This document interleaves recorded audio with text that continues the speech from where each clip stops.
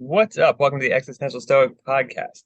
Do you feel uninspired, tired, unmotivated? Do you find it just difficult to get through the day? Well, you're in luck because today we're going to talk about how to live inspired. I'm Danny from my buddy Randy. What's up, Randy? Yo, Danny. Do you ever struggle with feeling inspired? No, I I'm just laugh when I say inspired 100% of the that. time. It's always on. Everything's Yeah. amazing. Yeah. Yeah, incredible all the time. Well, it's kind of one of these things that life doesn't seem to have any worries at all when I'm inspired. Time just, it goes by. And then when I'm uninspired, life is a standstill. It's just terrible. I start questioning, am I living the good life? What am I doing? All these things. That's yeah.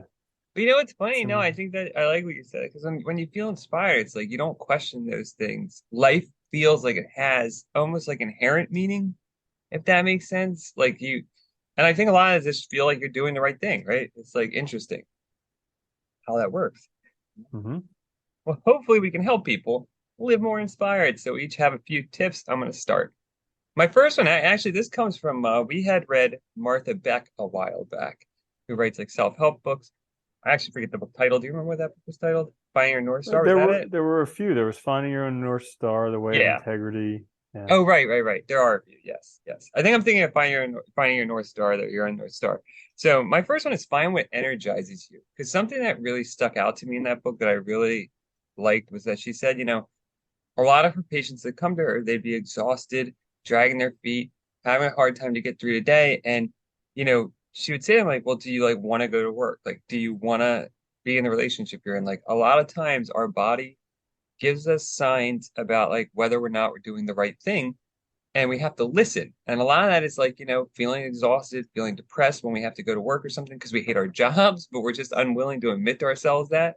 So I think finding what energizes you is kind of another way to look at that. Like, instead of like looking for maybe what's practical or what you think other people would think is right, think about like what really excites me, what really makes me want to get out of bed, what really is worth living for, and then do that. Yeah. And that's a great one because we get so used to denying our essential selves, like not listening to ourselves and doing stuff we hate to do and thinking that's okay. We get so used to doing that that it just completely kills any joy in our lives. We justify it all the time, right? Like that I Mhm. have to do this and that's important because I Gotta have to have do a it bad.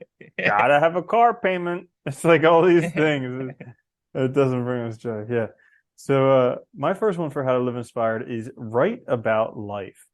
And there was something that I read in some book that I read about how just writing about your cares, I know, right? Very explicit. How just writing about your cares uh has like such a positive impact on your life. And also like writing about what your dream life could be. Because here's the thing, I could sit on the couch and I could try and think this stuff all day, but if I don't write it down, I don't actually get it out there. Once I write it down, then like I really get to be able to work with my mind. Because otherwise I'll get distracted, I'll forget what I'm doing, the phone, all these things. But like when I'm writing it down, I can really go in depth and then I can like question why I said those things or like why I think those things and I can really discover what's important to me.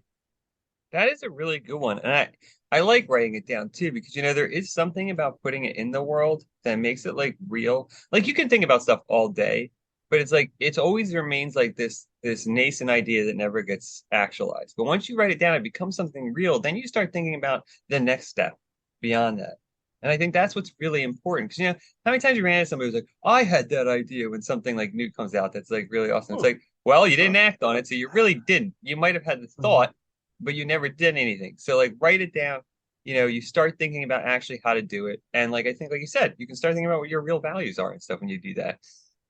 Dude, I knew somebody who was had like a whole like big thing with uh distant family because they took his idea.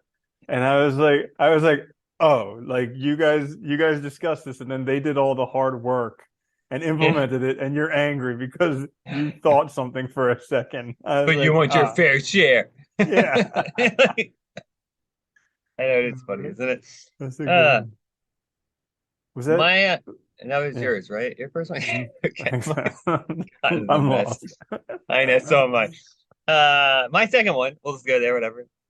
Is cultivate positivity. I actually think, you know, I used to think this was all like flim flam psychology nonsense in the past, but like, hey, like what, like 5 or 6 years ago, it really did like it dawned on me how important it is, even though it sounds ridiculous. But like, look, your attitude affects everything. You're not going to be inspired unless you actually want to do things, have the energy to do things, feel like things are going to work out. Because if you feel like everything's going to fail, you're not going to do anything. So positivity's central to that, and you have to cultivate it. Whether it's like small, like finding small delights, gratitude. There's a million ways to do it. Go find them and start cultivating positivity. Yep. Peddling flim flam and woo woo. Yeah, right. But it makes a difference. Another book that I was reading was talking about how just like the way that you think about yourself impacts your performance. Like they did a study of a whole bunch of wrestlers, and they looked at ones that had I think it was self-esteem, but also just self-compassion, maybe confidence in the self. Because the whole book was talking about how self-esteem is a crock of BS and how Mm, it's just caused a whole bunch of narcissistic people in our society, which is like, go figure. But yeah, actually, big like surprise. self-compassion and recognizing your own worth actually does impact your performance. The wrestlers in like the final round when it's sudden death, the ones who believed in themselves ended up winning more often than the ones who questioned themselves. I mean, I think we've all had that experience, though. You go into anything, if you feel confident in yourself, you feel good about it, you're positive about like how it's going to turn out, it goes better. It just does. If you go in negative, it's going to go bad. I mean, it's just a fact. Side note, total digression. I find that it's harder to remember book titles now that I don't have them all in physical form. Because like Kindle is Mm. all in digital form, like you don't look at the title as much. You know what I mean? Because like you had to pick up the book all the time, you saw it all the time, and I could remember. Now it's like it's hard to, isn't it? I don't know. I just was thinking about Yeah, that I because you're also seeing the find it struggle harder too. to remember. I also find it harder now to remember now that I don't read just one book a year. Well, that too. Yeah, yeah, Yeah, makes it difficult. yeah. hmm Um, by the You're on. way, we have to Sorry, have a whole digression. I know we're just gonna have. We'll save it for that's the okay. long episode. But I added a new book to the books I don't like list, but we'll talk about that another time. Oh, sweet! Anyways, I can't wait. yeah. And for my second one for how to live inspired is act as if you couldn't fail. So there's some woman who actually has a whole book based on this. Uh, I know, go figure. And I read I part of it, apologize. but I didn't finish her book. And but the idea is that like act as if you couldn't fail, because who knows? Maybe you can't fail. You know, maybe you only give up all the time. You never know. But acting as if you can't fail gives you the belief to at least try it, give it the good old college try. You know. As they say.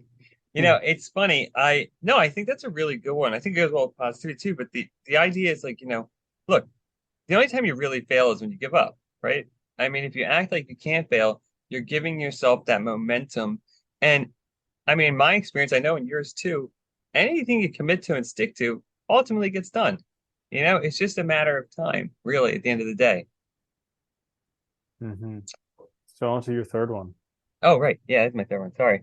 So my third one for how to live inspired um, is actually define your own story. And this is kind of like, I know, kind of all encompassing, but what I meant was like, look, living inspired has to do, I think, like with your goals, your values, your character, your habits, all of this. So you have to start by defining your own story. You can't rely on anyone else outside. It has to come from you and you have to figure it out. And I think starting there is a good place, starting to figure out what you really want. It's the only way to live inspired because you're going to find, like Kierkegaard used to say, the thing I need to find is the truth I'm willing to live or die for.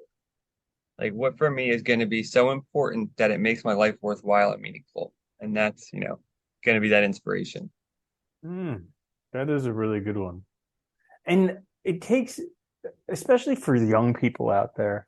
I think most of our listeners are older than us, but for for the young people, for the young people out there, it takes time. Like I watched this YouTube video over and over again. Gary Vaynerchuk did it for all the 25-year-olds. And it was just like some clip from one of his like book signing sessions. And there were a couple of kids in their mid-20s. And they're coming up to him and they're like, "Oh, like I want to do what you do. How could you do this stuff?" And like, because he's a big global phenomenon, whatever he is. And he's like, hey, listen, you know what I was doing when I was your age? You know what I was doing when I was 25? I was like, I was mopping the floors at my dad's business. That's what I was doing at 25. And it just gives you a little bit of perspective because it takes time. You have to screw up a whole bunch of stuff. You have to do a whole bunch of stuff you don't like. You have to try even more. And it just takes time. And I think that's time takes time. And that's just one of those things where you got to give it time. And it takes time to realize, like, who you're listening to, if the information's good. Like, it just takes time to find yourself too. It does. And yeah, I totally agree. Like when I was 25, I didn't really know what I was doing. I was just doing stuff. You're Mm-hmm. getting experiences, so it's good. Mm-hmm. Which brings us to my last one for how to live inspired. And this is actually uh, just like I think back to Will Smith. He always talks about the story about him and his brother. His dad made them build a wall, like knock down a wall, and told him and his brother to rebuild it with bricks. And so it took them, you know, basically a whole year, and they just had to lay one brick after another brick after another brick.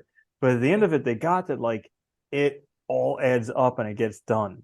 And while this sounds like a simple concept, I am just barely starting to grasp this actual concept in my life Yeah. because there are so many days where I'll do everything I need to do, and I'm like, oh, I did nothing. Like, gosh, it feels like what a waste of a day.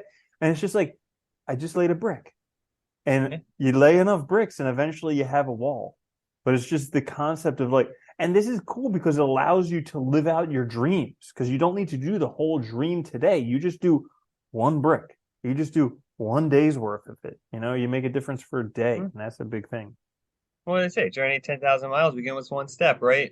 Like you have to make those little efforts to get there. And really anything, any goal, any journey, it's completed by just those small efforts over and over. And like, I like that example too, because it reminds you too, anything can be broken down in simple enough steps.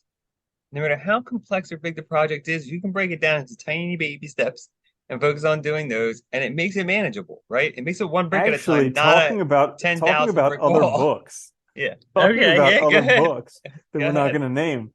There was one where they were saying basically they've never seen the case where somebody has had a goal that they put out there, like wrote on the wall, and then mapped out every single step to get it and haven't achieved that goal. Hmm. It's mostly because people have goals and they have no idea how to get it and they think it's just going to fall in Yeah. their lap. Yeah. Well, that's the problem, right? It's like that. It's like confusing the goal with the lottery, right? Like you have a goal, you think, oh, as soon as I say it, it'll just happen. And I don't need to do anything, but you have to do lots of stuff, right? And I think you're right. Yeah. You got to map out those points. I think that's why writing it down is a good starting point because it gets you thinking about, okay, well, what's next? Now it's out in the world. Now what do I do? And I think, yeah, Mm-hmm. you'll get there eventually.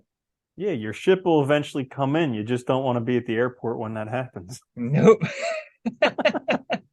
Nice. Put Yeah. that in there. I like that. All right. So there you have it. How to live inspired. Hopefully, this all helps you get out there and be inspired and have a good life. This is the Existential Stoic Podcast. Check us out on YouTube or wherever you get your podcasts. Please like, share, subscribe. It helps us out a lot. We'll be back next week with a full length episode. Until then, though, later, Andy. Later, Danny.